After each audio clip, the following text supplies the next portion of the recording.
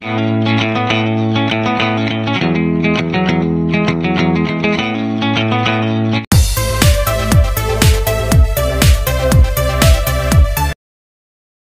프리버드 경매 이야기 강윤식입니다. 오늘은 저희 카페 홈페이지 앞면을 여러분들과 함께 바라보면서 대화를 시작해 보려고 합니다. 저희 카페는 경제적 자유를 찾는다는 슬로건 하에서 경매만 집중하는, 다른 곳 안 보고 부동산 경매만 집중하는 그런 사이트입니다. 그래서 한 달에 한 번씩은 저희들이 특강도 좀 준비하고 있고요. 또 2, 3개월에 한 번씩은 경매 실전반이라 해서 한 7, 8주, 7주 정도로 저희가 강의를 준비하고 있습니다. 그래서 제가 그동안에 누적되어 있던 노하우라든가 경험치를 여러분들에게 고스란히 알려드림으로써 이론과 실무를 다 겸비해서 배울 수 있는 그런 자리를 저희가 학원에 수강생을 받고 있습니다. 한번 수강하신 분들은 평생 재수강이니까 한번 들으셨는데 잘 모르겠다 하시는 분들은 두 번, 세 번 들으셔도 상관없습니다. 저희들의 목적은 여러분들이 홀로 쓰게 할 수 있을 정도로 경매를 완벽하게 습득하고 나가는 걸 목적으로 하고 있기 때문에 여러분들이 여러 번 와서 들으셔도 상관없으시고요. 또 추후에 여러분들 하시다 보면 또 문제가 많이 발생할 수도 있을 겁니다. 그런 부분들 평생 멘토가 돼서 여러분들 도와드릴 계획으로 갖고 있습니다. 자, 그리고 이제 저희들이 경매를 한 30년 이상 했기 때문에 단연간 쌓였던 어떤 경험치를 여러분들께 고민스러운 문제 해결을 위해서 사용할 수 있을 수 있도록 제가 좀 도와드릴 수 있는 그런 자리를 마련한 겁니다. 그래서 많은 분들이 저희들한테 이제 이럴 때는 어떻게 합니까? 라고 해서 많이 연락들을 오십니다. 그럼 저희가 일어날 수 있는 모든 일들은 다 경험해 본 것 같습니다. 그래서 여러분들의 경험을 보다 더 쉽게 해결해 드릴 수 있는 그런 방법을 좀 알려드리는 공간을 하나 만들었고요. 또 그리고 유튜브를 저희들이 찍고 있는데 검색에다가는 프리버드 경매 이야기 이렇게 해서 찍고 들어가시면은 제가 그동안 찍었던 여러 사건들이 아마 쭉 나올 겁니다. 그럼 거기서 좀 보시고 여러분들이 많은 공부가 되었으면 합니다. 오늘은 무슨 얘기를 좀 해드리려고 하냐면요. 경매 고민을 이렇게 이제 듣고 해결해 드리거나 아니면 상담해 드리는 그런 일을 하겠다라고 말씀을 드리니까 많은 분들이 이제 연락을 오시고 어떤 부분은 솔직히 해결된 부분도 있고 어떤 거는 해결되지 못하고 그냥 푸념으로서 끝나는 경우도 있긴 해요. 근데 가급적이면 저희들은 해결이 될 수 있도록 좀 열심히 말씀을 드리죠. 한 2주 정도 됐을 것 같습니다.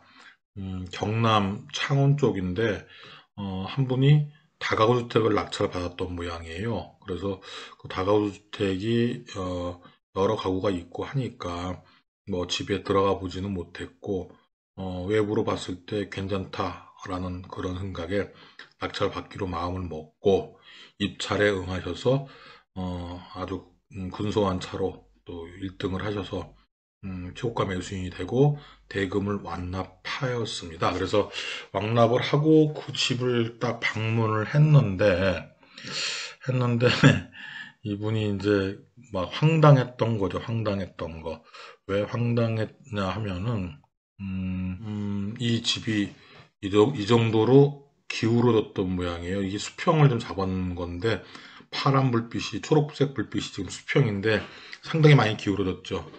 낙찰받고 황당하죠. 가서 집도 들여다보지도 못한 상태에서 대금까지 다 완납을 했는데 이렇게 집이 기울어진 상태로 있다는 걸 확인을 했으니 이분은 얼마나 황당했겠습니까? 그리고 전국에 있는 이거를 해결해 줄 수 있을 만한 분들 찾아다니시고 법률적으로는 어떻게 불허가라든가 그 외에 대금을 납부했으니 불허가는 좀 어려우실 것 같고 감액 등기라도 가능할런지에 대한 부분들을 많이 전문가들을 찾아보셨던 모양이에요. 그러다가 제가 딱 걸렸던 모양이죠. 그래서 저한테 연락이 오셨어요. 이거 감액 등기 할 수 있겠습니까? 그러고 연락이 왔는데 제가 단호하게 안 된다 그랬어요. 첫날은 시무룩해 갖고 전화 끊으시더라고요. 그리고 또 다시 전화가 왔어요. 며칠 있다가. 그래도 뭐 방법 없겠습니까? 뭐 이의 신청이라든가 탄원서라든가 뭐라도 써갖고서는 나의 억울한 심정을 법원에다가 좀 얘기라도 좀 해줬으면 좋겠습니다. 감정할 때는 이런 내용은 하나도 들어가 있지 않지 않았습니까? 그런데 이렇게 감액될 수 있는 법률적으로 문제가 될 만한 이런 중대한 결함이 발생했는데 어떻게 금액을 정상적인 가격과 똑같은 감정 금액으로 이것을 감정해서 낙찰받게 할 수 있겠습니까? 이건 아니지 않습니까? 라고 얘기를 하시길래 이거는 100% 받아들이기 어렵거든요. 사실은 일주일 후에 배당기일이에요. 돈을 다 받아가고 끝나는 완전히 종결되는 상황인데 이거를 감액 등기를 해달라. 어떤 공무원이 이거를 해주겠습니까? 공무원들 가급적이면 책임 안 지려고 그러고 가급적이면 일 많이 안 하려고 그러잖아요. 그러니 안 해줄 거라는 생각이 들어서 안 되겠습니다 했는데 꼭 써달래요. 탄원서를. 그래서 제가 탄원서를 하나 작성했는데 여러분들이 혹시 이런 거 쓰실 일이 있다면은 혹시 이 탄원서를 보시고 조금 참조해서 쓸 수 있는 문서가 아닐까 싶어서 여러분들께 좀 보여드리니까 한번 보시고 여러분들 만약에 탄원서 쓰실 일이 있다든가 그러면은 참조해갖고 한번 해보세요. 여기 보면은 이제 탄원서 이렇게 쓰고 사건 번호하고 채권자 채무자 소유자 요거는 이제 기본적인 사항이니까 써 내려가시 써 내려가시는 거고요. 탄원서를 쓰는 뭐 이게 양식은 없어요. 양식은 없는데 탄원서를 쓰기에는 이런 정도로 쓰신다면 별 무리 없이 받아둘 수 있으니까 한번 써보시라는 차원에서 제가 썼던 탄원서지만 여러분들께 한번 공개를 해드려 볼까 합니다. 맨 위에는 사건 번호 쓰시고요. 채권자, 채무자 쓰시고 소유자와 채무자 같은 낙찰자 누구누구 이렇게 쓰시는 거예요. 그리고 이제 맨 처음에 이 사건을 접하고 내가 지금 지위가 어떤 위치에 있는 사람이라는 것을 먼저 쓰셔야 돼요. 신청인 자체가 누구인지 뭐 하는 사람인지 왜 이걸 썼는지에 대해서 법원이 모른다면은 이걸 받아줄 이유가 없지 않습니까? 그래서 맨 처음에는 위 신청인은 귀의원에서 담보권 실행되었던 담보권 실행이라는 것은 경매를 말하는 겁니다. 매매 사건에 의해서 최고가 매수인으로 결정되었습니다. 라는 내용 쓰고 그 다음에 허가 일정 받아서 대금 완납한 소유자라는 것을 쓰십니다. 근데 완납한 소유자라는 게 사실은 법원에서 모르잖아요. 이 사람이 진짜 이 집의 주인인지 아닌지. 그래서 그 입증 서류로서 부동산 등기상 증명서를 한부 제1호 증해서 한부를 제출을 같이 해주는 겁니다. 해주고 신청인은 기원에서 담보권 실행된 경남 어디에 관심을 갖고 법원에서 공시한 감정평가서 제2호증이 감정평가서예요.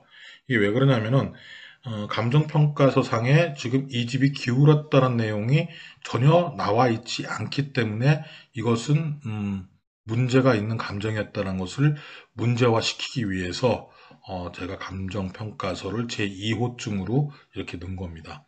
건축물 대장서 3호증, 건축물이 정상적으로 되어 있다는 것에 대해서 건축물 대장을 봐야 알지 않겠습니까? 그래서 제4호증으로는 현황조사서도 같이 좀 집어넣고요.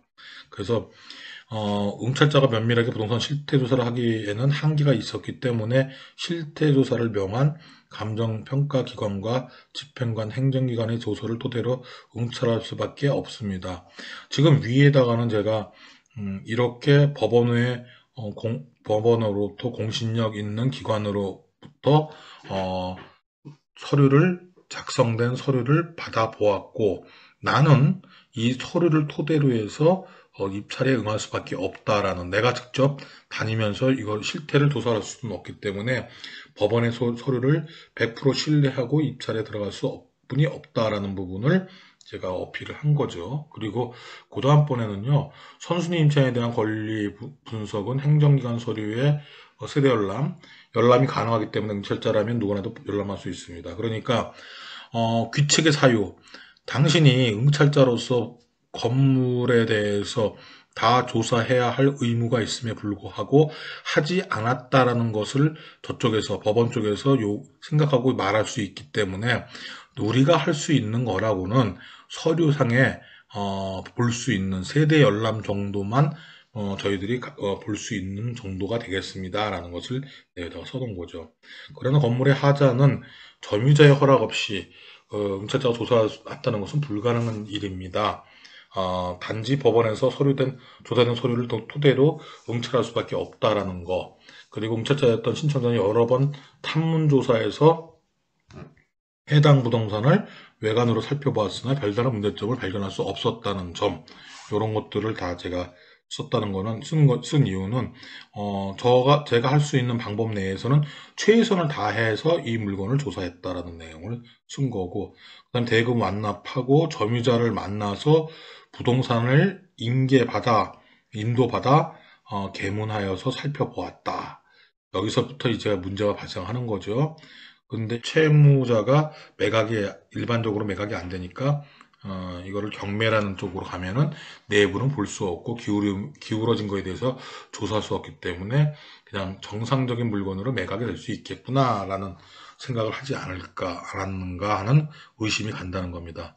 응찰자는 개문해 보지 않고는 도저히 알 수 없는 사실이고, 이후에 안전진단을 쭉 했다는 내용을 써놨습니다. 이거에 대해서 사진도 같이 첨부를 했고요.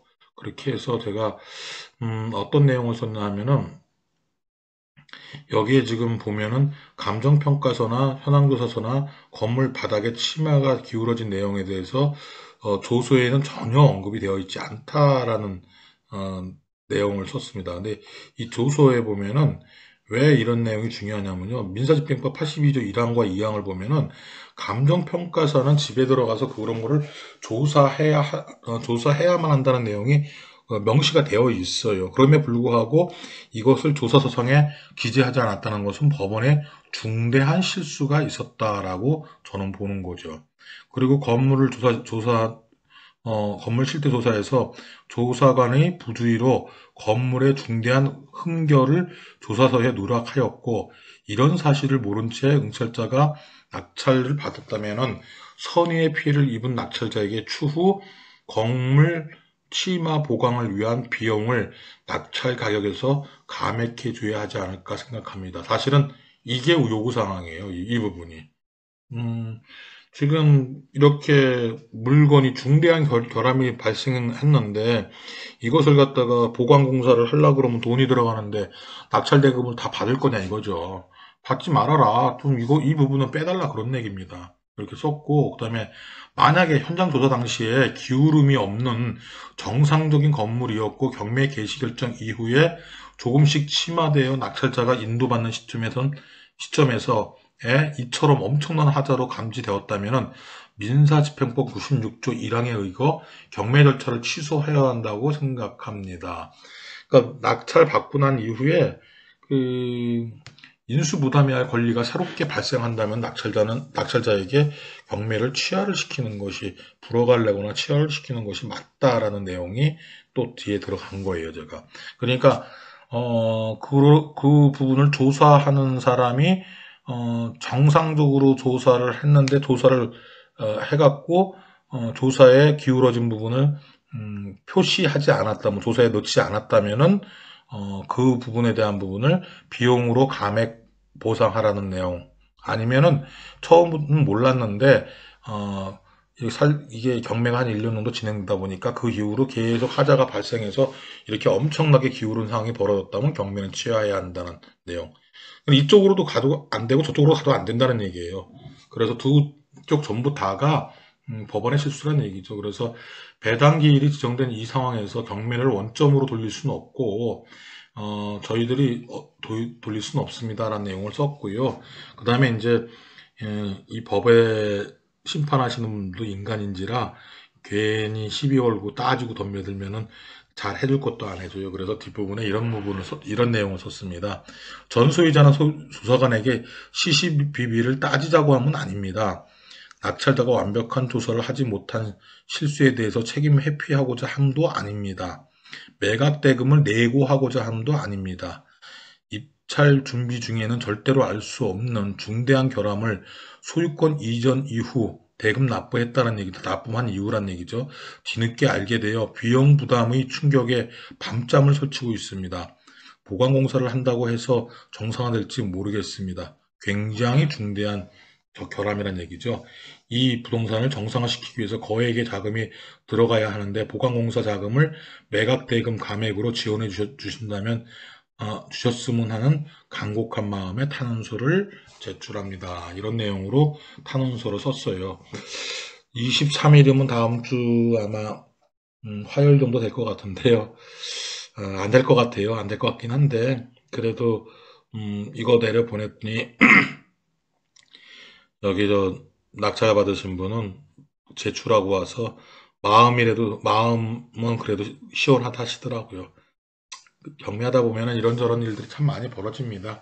참 억울하기도 하고 열받기도 하는 일이 있는데 법을 다 따져갖고 그거를 해달라고 해야 할 일도 있고 또 감성에 호소하는 일도 있습니다. 그래서 여러분들이 어떤 방법으로 나의 어떤 그 불이익을 보상받을 수 있느냐의 부분은 여러분들이 잘 생각해 보셨다가 법을 정확하게 대입해서 꼼짝달싹하지 못하게끔 해서 이길 수 있다면 그 방법으로 가시는 거고 참 이거 대금까지 다 지급하고 지금에 와서 갑자기 이거 돈 좀 깎아주세요라고 하는 이런 내용은 받아들이기 어려운 부분이니까 좀 감성에다가 좀 대입을 하셔서 접근하시고 이렇게 해서 일을 좀 처리해 갔으면 좋겠습니다.